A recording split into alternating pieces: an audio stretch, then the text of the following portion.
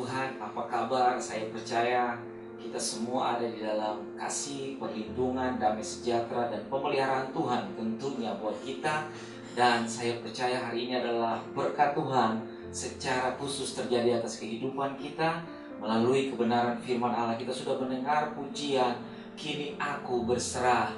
Satu-satunya cara untuk melihat tangan Tuhan bekerja, saudara harus belajar berserah kepada Tuhan. Nah, saya percaya firman pada pagi hari ini akan memerdekakan kita, memberkati kehidupan kita. Namun sebelumnya mari kita berdoa. Saya ajak kita semua siapkan Alkitab, handphone saudara yang berisi Alkitab elektronik, siapkan hatimu, buka hatimu, karena Tuhan mau memberkati engkau pada pagi hari ini. Mari kita berdoa. Tuhan Yesus yang baik, kami berterima kasih, bersyukur karena rancangan-Mu indah dan terbaik atas hidup kami. Dan hari ini dijadikan Tuhan tanggal 17 Mei 2020 kembali lagi di rumah kami masing-masing. Kami mengalami kasih Tuhan, mengalami pemeliharaan Tuhan, mengalami penyertaan Tuhan. Setiap hari hidup kami adalah mujizat Tuhan bagi kami. Hari ini kami mau mendengarkan firman-Mu. Tolong kami, bantu kami Roh Kudus. Buka hati dan pikiran kami sehingga firman Allah itu akan sampai pada hati kami, bertumbuh menjadi benih yang hidup, menjadi pohon kehidupan yang membawa kami dari pengharapan kepada pengharapan, dari kemenangan kepada kemenangan. Selama kami hidup di dunia ini, kami mau menikmati yang namanya janji Tuhan buat kami. Terima kasih, firman yang hidup memerdekakan semua kami pada pagi hari ini. Di dalam nama Tuhan Yesus kami berdoa, kami bersyukur, dan kami siap mendengar dan diberkati oleh firman-Mu. Haleluya, haleluya, amin. Bapak Ibu yang diberkati Tuhan, umat pemenang di rumah saudara masing-masing, pada pagi hari ini saya mau bicara tentang dimensi kerajaan Allah atau dimension of the kingdom of God. Dimensi kerajaan Allah. Saya ambil dari Injil Matius pasalnya yang ke-6 ayat 33. Injil Matius pasalnya yang ke-6 ayat yang ke-33. Beginilah firman Tuhan. Dengar baik-baik. Tetapi carilah dahulu kerajaan Allah dan kebenarannya, maka semuanya itu akan ditambahkan kepadamu. Sekali lagi, firman Allah berkata demikian. Tetapi carilah dahulu kerajaan Allah dan kebenarannya, maka semuanya itu akan ditambahkannya kepadamu. Saya akan mengupas ayat ini dalam semua sisi teologi. Kita sama-sama mau belajar pada pagi hari. Tapi izinkan saya ambil dari versi firman Allah yang hidup buat kita, untuk sama-sama kita bisa belajar. Dari versi firman Allah yang hidup, Injil Matius pasal 6 ayat 33 mengatakan begini. Dan ia akan memberikannya kepada kalian jika kalian mengutamakan dia dan hidup menurut kehendaknya. Saudara-saudara yang diberkati oleh Tuhan, hal kekhawatiran di dalam Injil Matius pasalnya yang ke-6 ayat yang ke-25 sampai dengan ayat yang ke-34 itu menjadi masalah umum bagi semua orang. Semua manusia di bawah kolong langit ini tidak pernah yang ada yang tidak mengalami kekhawatiran. Semua kita pasti mengalami yang namanya kekhawatiran. Tapi cara menanganinya berbeda-beda. Ada yang datang kepada Tuhan, ada yang berdoa, ada yang mendengar pujian dan penyembahan, ada yang datang kepada hamba Tuhan untuk didoakan, ada yang sama-sama hidup dalam persekutuan anak-anak Tuhan, saling menguatkan dan dimerdekakan. Ada juga yang caranya negatif. Dia bisa mencari dukun untuk menyelesaikan persoalan hidupnya. Ada juga yang berujung dengan tragis, membunuh dirinya sendiri. Nah, kita mau belajar dari kebenaran firman Tuhan, baik dari orang hamba sampai kepada orang merdeka, semua pasti mengalami yang namanya kekhawatiran. Nah, Injil Matius pasalnya yang ke-6 ayat yang ke-25 sampai dengan ayat yang ke-34 berbicara mengenai rangkaian pergumulan manusia tentang kekhawatiran. atau pergolakan manusia tentang masalah-masalah kehidupan yang berujung dengan kekhawatiran. Matius pasalnya yang ke-6 ayatnya yang ke-33, Tuhan Yesus ingin menuntaskan. Sekali lagi, Tuhan Yesus ingin menuntaskan masalah kekhawatiran dengan solusi yang Tuhan Yesus tawarkan dalam ayat yang ke-33.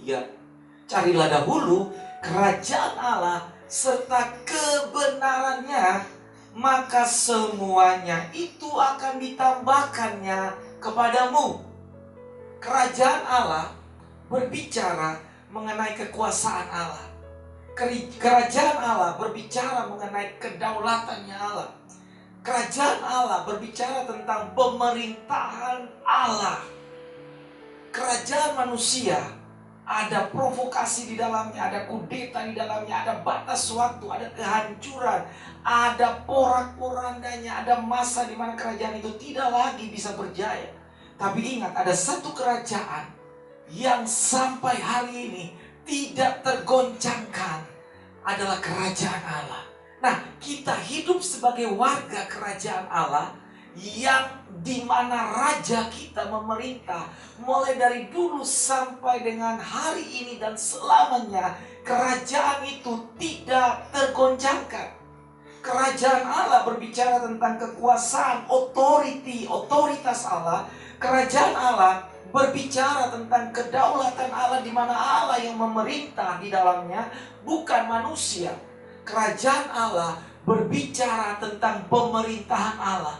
Pemerintahan manusia ada pelin-pelan, ada masalah-masalah, ada plus minus, tapi pemerintahan Allah adalah plus, plus, dan plus. Berbicara tentang nilai tambah bagi anak-anak Tuhan.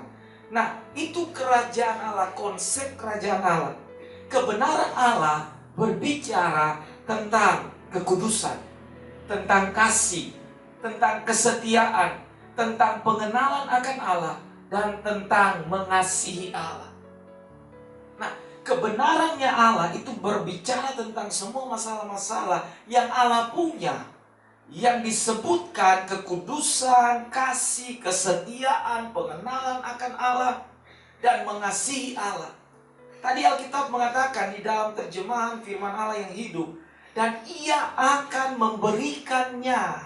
Yang dikhawatirkan manusia akan diberikan Allah kepada kita jika atau ketika kita mengutamakan Dia, atau hidup kita menurut kehendaknya.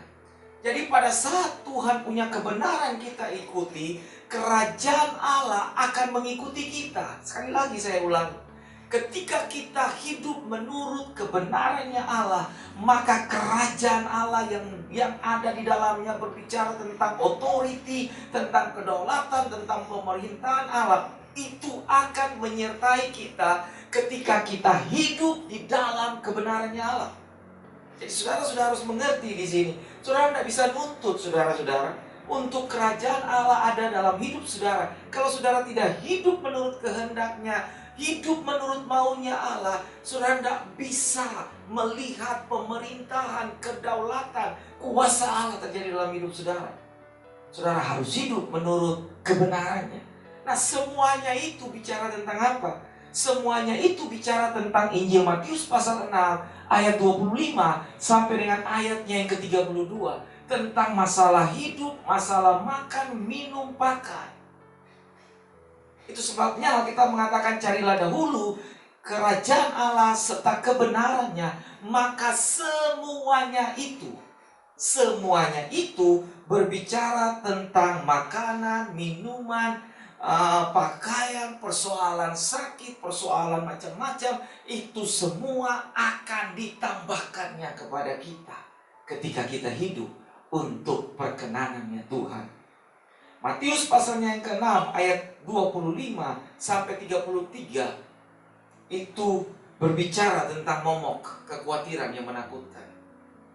Tadi saya sudah bedah di bagian pertama. Kekhawatiran merupakan masalah umum.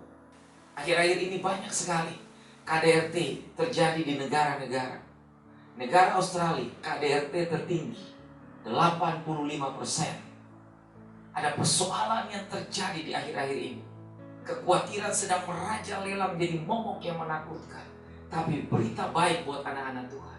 Saudara dan saya, kalau hidup menurut kehendaknya, hidup menurut kebenarannya Tuhan, kita akan mengalami yang namanya mujizat perkenanan Tuhan. Bapak Ibu Saudara yang diberkati Tuhan, Injil Matius pasal 6 ayat 25 sampai dengan ayat 33, Tuhan membandingkan manusia dengan sebagai ciptaannya yang paling mulia, yang sempurna. Ketika manusia dirundung, dikuasai, dililit dengan yang namanya kekhawatiran, Tuhan membandingkan manusia dengan burung-burung di udara dan dengan bunga bakung di padang. Ketika kekhawatiran itu merampas semua yang baik dari diri manusia, sehingga tidak ada lagi kebenaran yang bertakhta dalam hati manusia, maka Tuhan bilang di dalam ayat yang ke-26, saudara perhatikan, Tuhan bilang begini, bahwa bukankah kamu jauh melebihi burung-burung itu? Karena Tuhan bilang, pandanglah burung-burung di udara. Ketika kita khawatir, sebagai ciptaan Allah yang sempurna, yang paling mulia, yang dipelihara, yang dijadikan dengan tangannya Allah, semua ciptaan yang lain hanya Tuhan berfirman jadi, jadi, dan jadi. Tapi ketika sampai kepada proses penciptaan manusia, Allah mengatakan, baiklah kita menjadikan mereka serupa dan segambar dengan kita. Ada karakteristik Tuhan yang ada pada diri manusia. Itu sebabnya ketika kekhawatiran itu merampas semua yang baik, Tuhan langsung membuat perbandingan. Hei, ketika kamu khawatir, pandang burung di udara. Bukankah kamu jauh melebihi burung-burung di udara itu? Dan ayat yang ke-28 sampai ke-29, ketika kita khawatir akan masalah hidup kita, apa yang kita pakai, Tuhan bilang begini, pandanglah bunga bakung di padang. Bunga bakung itu tumbuh di padang Israel. Itu secara liar, tidak diusahakan, Alkitab bilang, tidak dikerjakan, tumbuh begitu saja menjadi hama bagi petani di Israel. Tapi Tuhan bilang begini, dalam ayat yang ke-29, Salomo dalam segala kemegahannya pun tidak berpakaian seindah salah satu dari bunga bakung. Ketika kita khawatir tentang masalah pakaian, hari ini kita mau pakai apa? Bagaimana kita punya style hari ini? Tuhan bilang begini, jangan kamu khawatir tentang apa yang kamu pakai. Pandang bunga bakung di padang, yang sebentar ada, sebentar saja hilang. Tapi Salomo dalam segala kemegahan, pakaiannya tidak seindah dengan bunga bakung itu. Nah, mari Bapak Ibu Saudara yang dikasihi Tuhan, Injil Lukas pasal 12 ayat yang ke-29 sampai dengan ayat yang ke-30. Saya ambil dari dua versi terjemahan baru dan firman Allah yang hidup. Saya senang memakai versi firman Allah yang hidup untuk menjadi perbandingan supaya kita bisa belajar, karena ini bagian dari bahasa kita sehari-hari atau kehidupan kita sehari-hari. Ayat yang ke-29 dari Injil Lukas pasal 12. Jadi, janganlah kamu mempersoalkan apa yang akan kamu makan atau apa yang akan kamu minum, dan janganlah cemas hatimu. Ayat yang ke-30. Semua itu dicari bangsa-bangsa di dunia yang tidak mengenal Allah. Akan tetapi Bapamu tahu bahwa kamu memang memerlukan semuanya itu. Nah, saudara perhatikan firman Allah yang hidup, versi firman Allah yang hidup ayat yang ke-29 dari Injil Lukas pasal 12. Dan jangan khawatir mengenai makanan, yaitu apa yang akan kalian makan atau minum, karena Allah akan mencukupi kebutuhan kalian. Ayat yang ke-30. Semua orang mencari nafkah, tetapi Bapa Sorgawi mengetahui segala kebutuhan kalian. Artinya apa Bapak Ibu Saudara sekalian? Ada semua bangsa-bangsa, semua orang berlomba-lomba dengan kepintaran, kemahiran mereka untuk mencari nafkah. Kita tetap harus bekerja, Namun cara kita bekerja berbeda dengan semua orang bekerja. Kita bekerja bukan siang jadi malam, malam jadi siang. Kita bekerja sesuai dengan waktu yang Tuhan beri. Ada 24 jam, 8 jam untuk bekerja, 8 jam untuk saudara istirahat, 8 jam untuk saudara berekreasi. Sehingga hidup kita ini menjadi seimbang. Nah, ketika kita bekerja sesuai dengan porsi waktu yang Tuhan beri, kita sudah bekerja semaksimal mungkin. Jangan khawatir, jangan takut. Firman Allah mengatakan dalam ayat yang ke-29 dari Injil Lukas 12, semua itu dicari bangsa-bangsa, tetapi Bapamu di sorga mengetahui segala kebutuhan kalian. Tuhan bilang begini dalam Injil Matius pasal 6 ayat 34, kekhawatiran sehari cukuplah untuk sehari. Kekhawatiran tidak menambah sehasta pada jalan hidup kita. Kekhawatiran merampas sukacita kita. Kekhawatiran membunuh kita secara perlahan. Kekhawatiran merampas Allah bertakhta dalam hati kita. Kekhawatiran merampas sukacita dan kasih Tuhan buat kita. Ketika kita khawatir, kita tidak bisa melihat arah hidup kita. Selalu saja jalan pintas yang kita ambil. Tetapi ketika kita khawatir, dan di saat kita khawatir, kita berserah kepada Tuhan, kita datang kepada Tuhan, kita jujur kepada Tuhan, dan kita mengatakan, Bapa, aku khawatir. Aku menyerahkan kekhawatiranku kepada Engkau. Dan saya percaya Bapamu di sorga itu adalah Bapa yang peduli, Bapa yang menyertai, Bapa yang punya kasih sayang, tidak pernah bersyarat. Dia akan memberikannya kepada kita, sehingga kita bebas dari kekhawatiran. Ada sejahtera memenuhi kita, ada damai memenuhi kita, ada sukacita menjadi bagian hidup kita. Bapak, Ibu, jemaat Tuhan yang saya kasihi di dalam Tuhan, Injil Matius pasal 6 ayat 21. Injil Matius pasal 6 ayat 21. Karena di mana hartamu berada, di situ juga hatimu berada. Di mana hartamu berada, di situ juga hatimu berada. Jadi ketika orang yang hidup dalam kekhawatiran, karena dia menaruh semua yang dia punya itu, dia menumpukan semua pengharapannya di situ. Sehingga ketika itu hilang, damai sejahtera hilang, sukacita hilang, kekhawatiran bertambah-tambah dalam hidup. Kenapa? Karena hatinya ada di situ. Tapi perhatikan firman Allah yang hidup dari Matius pasal 6 ayat 21. Jika harta kalian ada di sorga, hati kalian juga ada di sana. Jika harta kalian ada di sorga, hati kalian juga ada di sana. Artinya apa, saudara-saudara? Saudara tidak mungkin taruh harta dunia ini di sorga. Tapi kita bisa menarik sorga datang ke bumi ini. Seperti di dalam doa Bapa kami, datanglah kerajaanmu, jadilah kehendakmu di bumi ini seperti yang terjadi di sorga. Jadi kita bisa menyerahkan semua keadaan hidup kita, apa yang kita punya, apa yang kita miliki, kita taruh pengharapan kepada Tuhan. Dan hati kita juga ada di situ kepada Tuhan. Sehingga kita tidak terganggu dengan apapun juga. Karena semua yang milik dunia itu sementara. Semuanya sementara.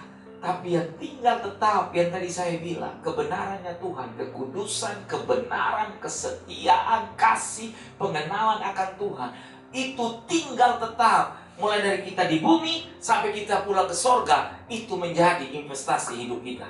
Yang setuju bilang amin. Haleluya. Nah, Bapak Ibu jemaat Tuhan yang saya kasih, ada banyak ayat yang kita akan belajar pada pagi hari ini. Matius pasal 16 ayat 19. Kepadamu akan kuberikan kunci kerajaan sorga. Apa yang kau ikat di dunia akan terikat di sorga. Matius pasal 16 ayat 19. Versi firman Allah yang hidup. Dan aku akan memberikan kepadamu kunci kerajaan sorga. Pintu apapun yang kau kunci di bumi ini akan juga terkunci di sorga. Dan pintu apapun yang kau buka di bumi ini akan terbuka juga di sorga. Kita punya mandat, kita punya otoritas. Kenapa saya dikatakan demikian? Karena kita ini anak-anak Tuhan. Kita warga kerajaan Allah yang hanya mampir di bumi dengan usia yang tidak lama. 70 tahun, dalam Mazmur mengatakan 90 tahun dan umur panjang. Tapi lebih dari itu, masa hidup kita panjang ada di surga. Tapi ketika kita ada di bumi, karakter kita, manusia kita adalah manusia kerajaan Allah yang diberikan otoritas. Apa yang kamu kunci akan terkunci, apa yang kamu buka akan terbuka juga. Sehingga Tuhan mengatakan begini, otoritas mandat yang aku punya, aku berikan kepada kamu. Namun itu bukan untuk gagah-gagahan. Tapi ketika kita hidup berkenan mengikuti kebenarannya Tuhan, maka saya percaya legalitas, otoritas yang Allah beri itu menjadi milik kita juga. Haleluya. Bapak Ibu jemaat yang saya kasihi di dalam Tuhan, dimensi kerajaan Allah berbicara tentang 3 hal. Dimensi kerajaan Allah berbicara mengenai 3 hal. Yang pertama, perluasan yang Allah kerjakan atau Allah ciptakan buat kita. Dimensi kerajaan Allah berbicara tentang perluasan. Saudara mau hidup saudara diperluas? Saudara mau bisnis saudara diperluas? Saudara mau pengaruhmu diperluas? Saudara mau lihat anak-anakmu tumbuh, berkembang dan diberkati sehingga masa depan mereka menjadi masa depan gilang gemilang? Ikuti perintah Tuhan. Hidup dalam jalan Tuhan. Hidup di dalam perkenanan Tuhan. Hidup di dalam kebenarannya Tuhan. Carilah dahulu kerajaan Allah dan kebenarannya Allah. Jangan cari yang sementara, cari yang kekal. Karena yang kekal akan juga bertahan lama dalam hidup saudara. Itu sebabnya dimensi kerajaan Allah berbicara mengenai perluasan yang Allah kerjakan bagi hidup kita. Saya ingin melihat terjadi perluasan. Gereja kita sedang mengalami perluasan Tuhan. 16 tahun kita menanti. 16 tahun kita berjalan dari mimpi ke mimpi. Semua tempat kita lihat, semua tempat yang sudah kita lihat kita doakan. Mungkin saja 5 tahun terakhir untuk masuk ke usia 16 tahun, saya banyak sekali mungkin bisa dipersalah. Kenapa Pak Gembala belum bangun? Kenapa begini? Kenapa begitu? Ada hal-hal yang menjadi pertanyaan. Mungkin saja saudara salah pikir kepada saya. Tapi saya mau kasih tahu, momentum Tuhan di usia 16 tahun itu merupakan momentum yang terbaik. Perluasan itu terjadi. Jalan itu dibuka. Kita sedang mengerjakan proyek kerajaan Allah bagi gereja kita. Tempatnya yang baik, ada damai Tuhan di sana. Dan kita melihat 8 bulan ke depan gereja itu akan berdiri. Tempat untuk memuliakan Tuhan, memberkati generasi-generasi itu akan terjadi. Dan saya mau kasih tahu, jangan hanya bisa menikmati, tetapi perluaskan kapasitasmu. Karena Allah hanya mau pakai orang-orang yang siap mengalir bersama Tuhan di dalam dimensinya, saudara-saudara. Yang kedua, dimensi kerajaan Allah berbicara mengenai otoritas yang Allah berikan kepada kita. Matius 16 ayat 19. Kepadamu, kepada saudara dan saya, diberikan kunci kerajaan Allah. Tuhan tidak memberikan itu kepada hamba-hamba Allah yang besar. Tuhan tidak hanya memberikan itu kepada rasul-rasul yang hebat dalam Alkitab. Tuhan tidak hanya memberikan itu kepada para imam nabi yang berbicara atas nama Allah yang hebat dalam perjanjian lama. Tapi Tuhan bilang, semua orang yang hidup dalam kebenarannya dan mencari kerajaan Allah serta kebenarannya akan diberikan otoritas oleh Tuhan. Sehingga Matius pasal 16 ayat 19, kunci itu diberikan kepada kita. Apa yang kamu buka akan terbuka. Apa yang kamu tutup di bumi akan tertutup juga di surga. Kunci diberikan. Bukan kepada orang yang khawatir. Karena kalau saudara diberikan kunci kerajaan Allah untuk berdaulat dalam otoritas Allah di bumi, di tangan orang yang khawatir, dia tidak akan bisa membuka pintu. Karena jangan-jangan ada apa di dalam. Kunci kerajaan Allah hanya diberikan kepada orang yang pasti, kepada orang yang punya iman, kepada orang yang berani melangkah, kepada orang yang bisa menangkap momentum Tuhan. Sehingga ketika kunci itu ada di tangan orang-orang seperti itu, kunci itu akan berfaedah. Kunci itu akan bisa punya pengaruh. Sehingga kemana saja saudara pergi, ingat, di tangan saudara ada kunci itu. Jangan hidup dalam kekhawatiran, karena kunci itu tidak akan diberikan kepada orang yang khawatir, tapi kepada orang yang hidup di dalam kemenangan Allah, keberanian Allah. Otoritas bicara tentang apa yang Allah punya, itu diberikan kepada saudara. Karena kita adalah warga kerajaan Allah. Kita hidup dalam otoritasnya Tuhan. Kemana saja kita pergi, apa saja yang kita pegang dengan tangan kita, Alkitab bilang berhasil dalam nama Yesus. Amin. Yang ketiga, dimensi kerajaan Allah atau dimensi of the kingdom of God berbicara mengenai kedaulatan Allah di atas segala bentuk persoalan, kekhawatiran yang dihadapi oleh manusia.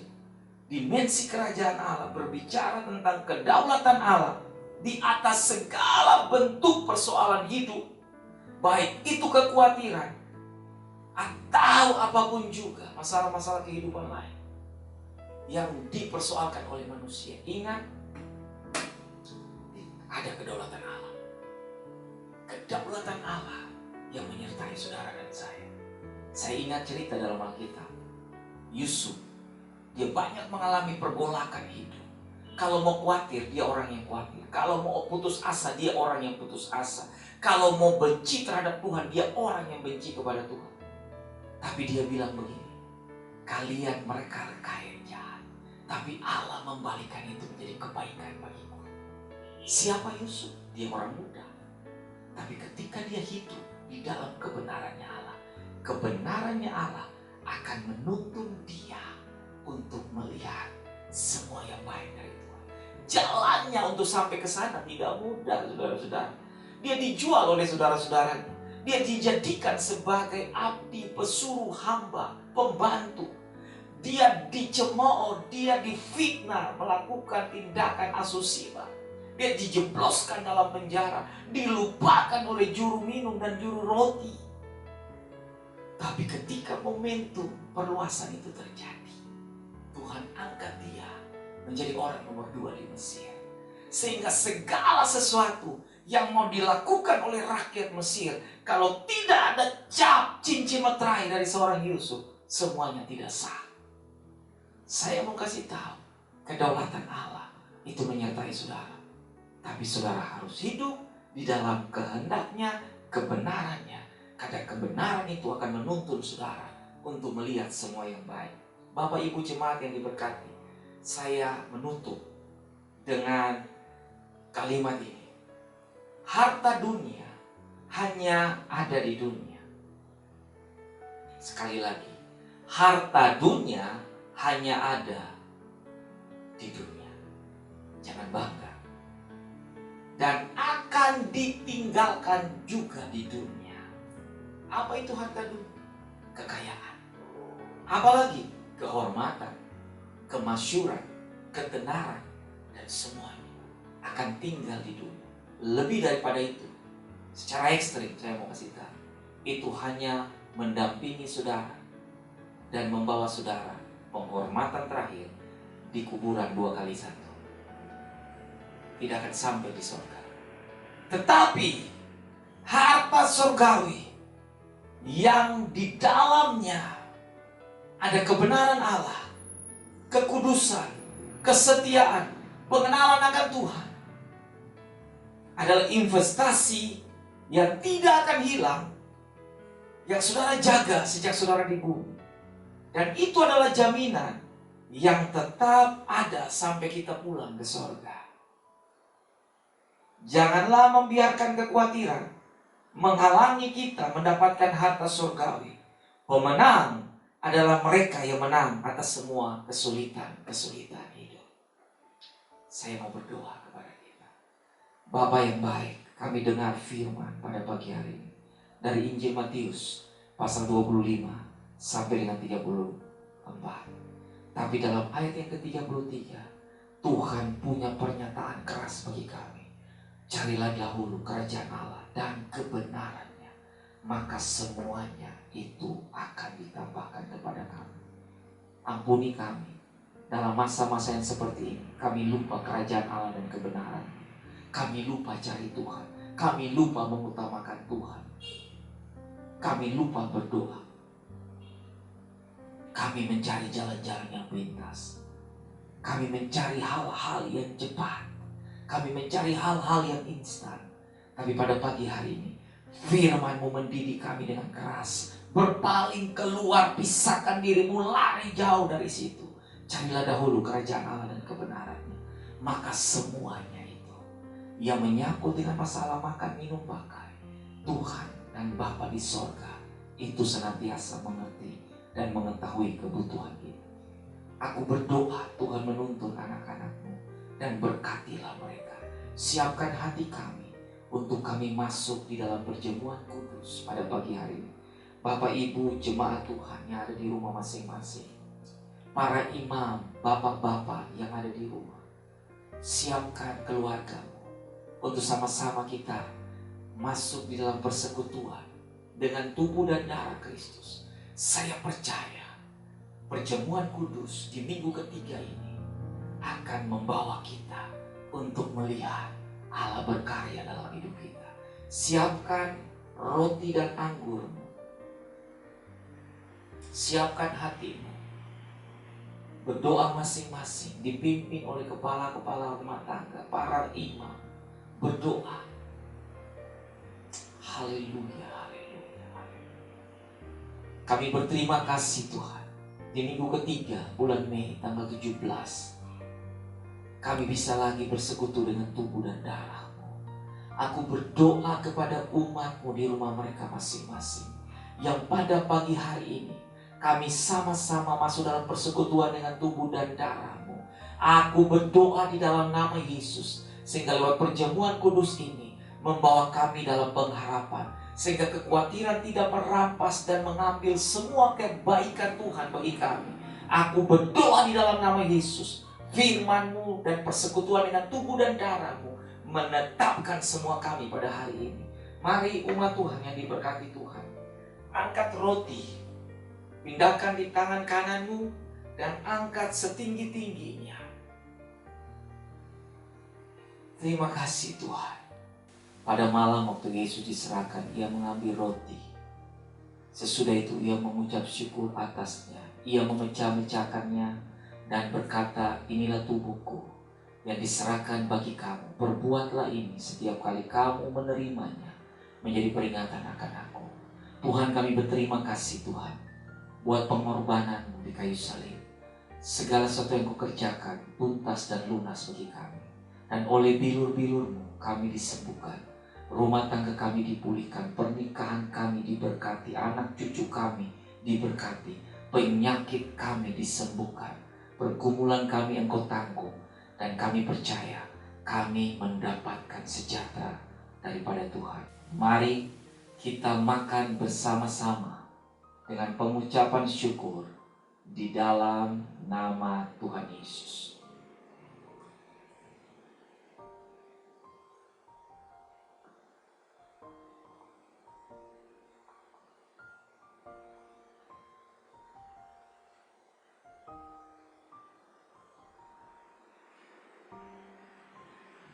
Terima kasih Tuhan Yesus, Engkau baik.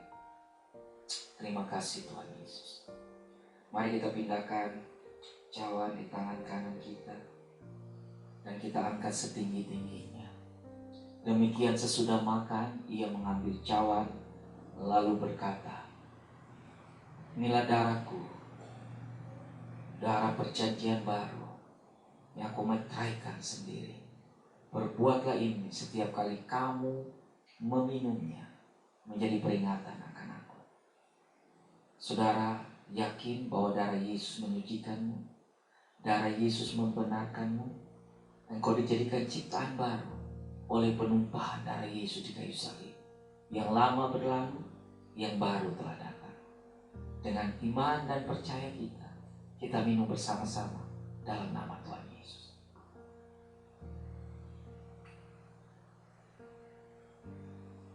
Haleluya, haleluya, haleluya.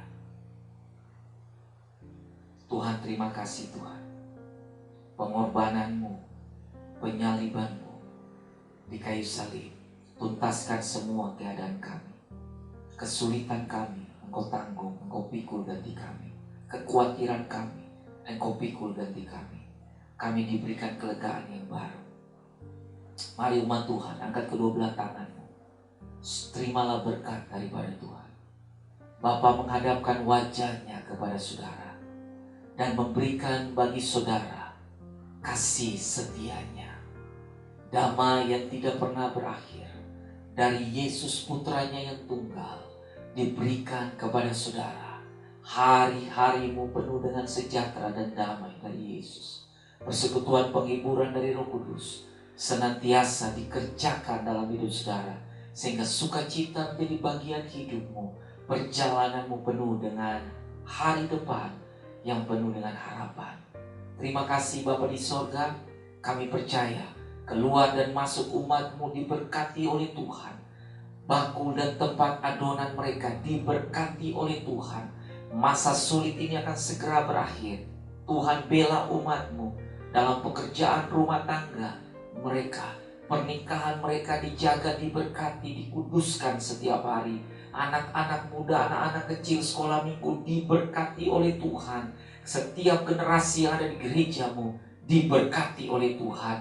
Dan kami percaya Bapa, bulan ini, minggu yang sisa kami jalani dengan pengharapan kemenangan yang Tuhan sediakan kepada kami. Semua berkat yang baik kami terima hanya di dalam nama Allah Bapa, Anak dan Roh Kudus, di dalam berkat nama Tuhan Yesus. Mulai hari ini kekal selama-lamanya. Haleluya, haleluya. Amin. Shalom, sampai ketemu lagi di dalam Rema Gembala minggu-minggu yang akan datang. Tuhan Yesus memberkati.